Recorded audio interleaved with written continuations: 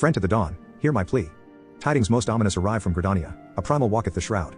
Those who have borne the eldritch spirit witness, and return to tell the tale, avow that ne'er before have they seen its like. The gods' quiver doth investigate as we speak, and meseems Bolord Lewin would welcome a capable adventurer's helping hand. Pray hie thee to the seat of the first bow and shine thy light upon the matter.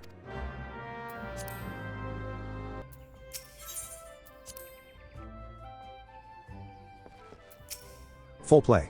I have heard much of your deeds in recent days. You come to lend your strength to the primal investigation, yes? Your aid is most welcome.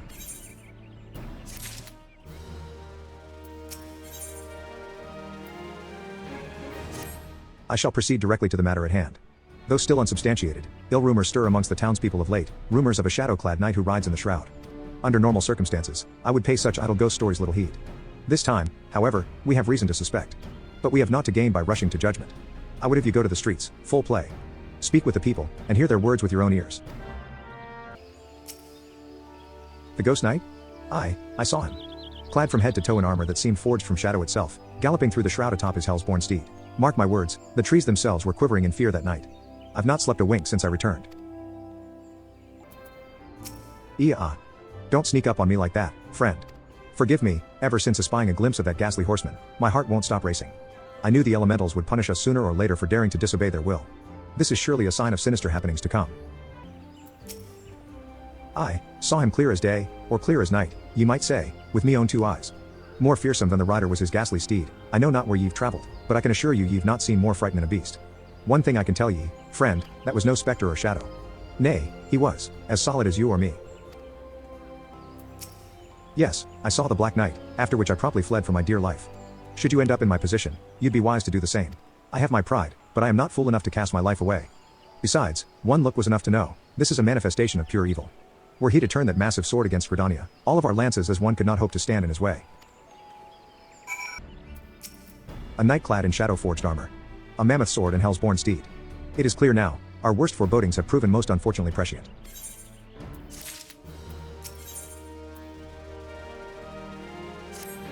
A ghostly knight atop his baleful steed.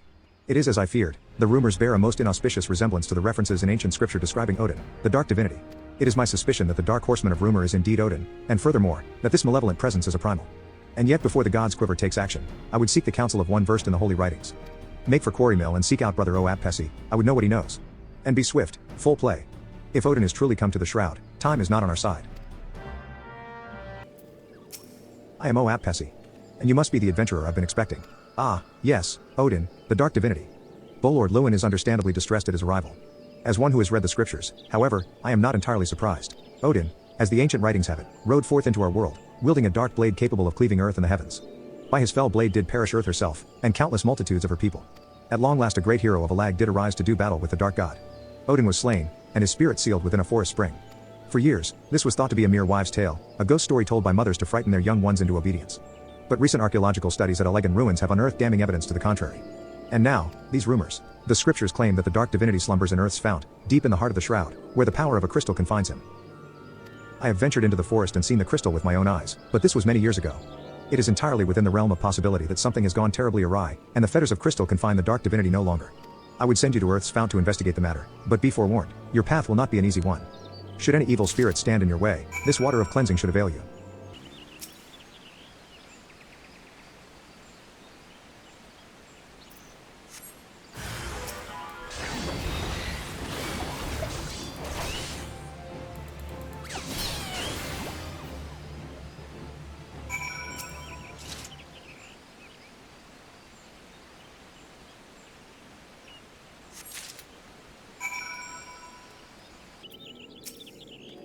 The crystalline jail that held the dark divinity in check, were you able to ascertain what has become of it?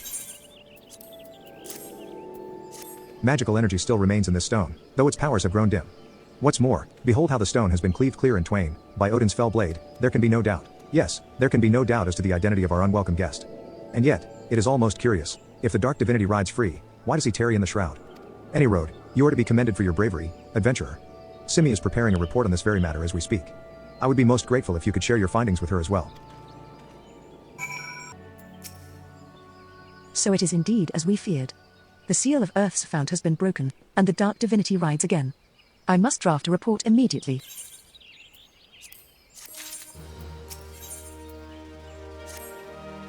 Your assistance in the investigation has proven invaluable, adventurer. You have our thanks. With your aid, I have finally managed to complete my report, a thorough survey of all eyewitness reports, along with the most credible theories regarding the dark divinity's presence in the shroud. I intend to deliver copies of the report to Brother Oap Pessy and Bolord Lewin myself. The Scions, too, will no doubt be eager to learn of our findings. I would be most appreciative if you could deliver a copy to Orion J in my stead. My duties demand that I remain composed, but in all truth, I fear for the fate of our people. Should the time come that the dark divinity draws his blade against Gridornia, promise me that we can count on your aid. Onion, I am most heartened by thy safe return. Wert thou able to cast light on the shadows that haunt the shroud? So it is true. Having awakened from thy eternal slumber, the dark divinity now rides free in the shroud. Whilst you were afield, I immersed myself in the scriptures. The more I scoured the words, the more I did realize that the writings draw heavily upon elegant historical chronicles. History is quite a fascinating beast, is it not? One nation's glory is another's suffering, one nation's great hero, another's most abhorrent villain. I mean not to speak in platitudes, only to say that there is never but a single side to any story, even a story that is presented as historical fact. To what end did the great hero of Alag seal Odin in a jail of crystal? What impels the dark divinity to ride once again? Cast thine light on the shadows of history, friend, that we might be delivered from the darkness.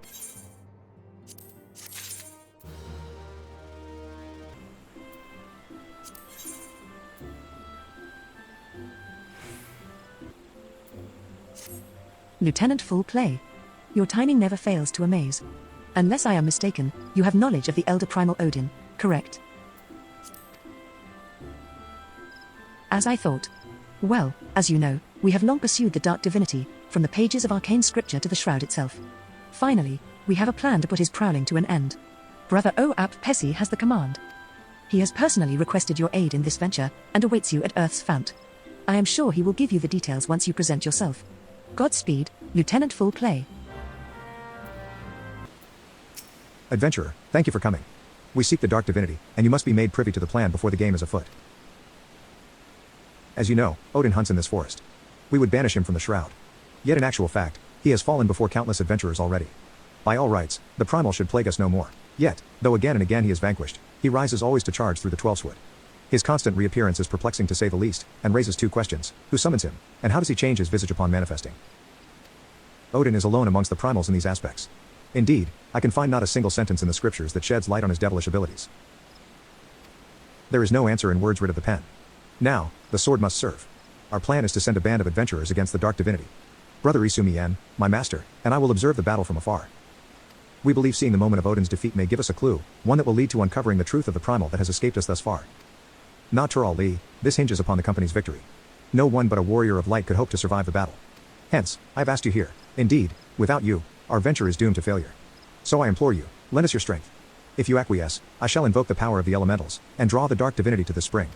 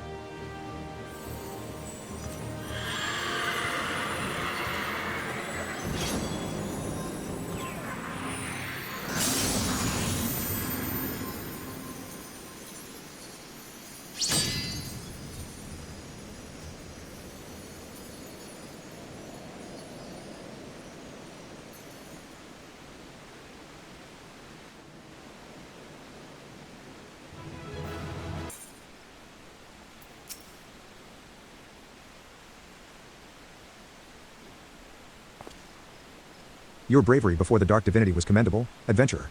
I am relieved you escaped the battle with your life. And it was not for nothing, I might add. Brother Isumiyan and I have observed something remarkable, though I should like to discuss it with him present. Ah, and see how he comes.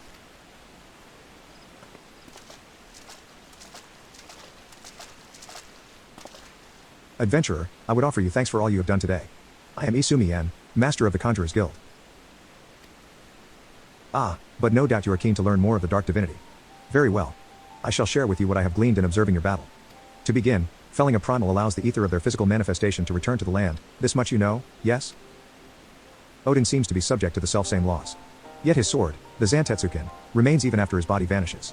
Thus, we thought to examine the blade, and in so doing, found that its etheric density is unimaginably high.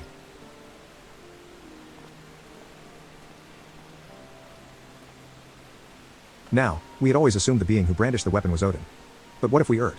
What if the sword Zantetsuken is, in and of itself, the Dark Divinity? An unforeseen conclusion, yes, but one that clarifies much of the primal. Indeed, that would explain why Odin has never truly fallen. No one has thought to destroy the blade.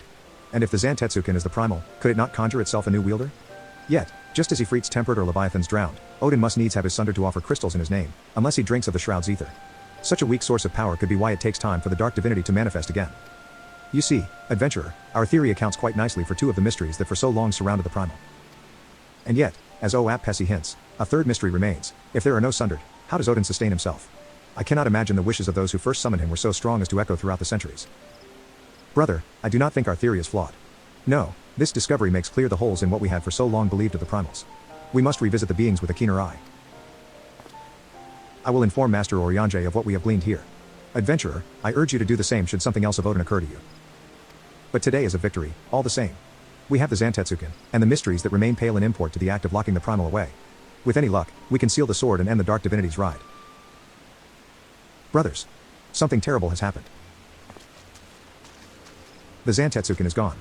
One of my own men has stolen away with the blade, and left nary a trace to track his flight. I never dreamt he would do such a thing, and I stayed my hand too long to stop him. What? Are your men so disloyal as to rob you? Tell me, Lewin, why would someone do such a thing? Forgive me, brother, but I cannot say. I am as astonished as you. The thief was a sworn man of God's quiver, true as any Gridanian arrow. Moreover, what could he stand to gain by stealing so fell a blade?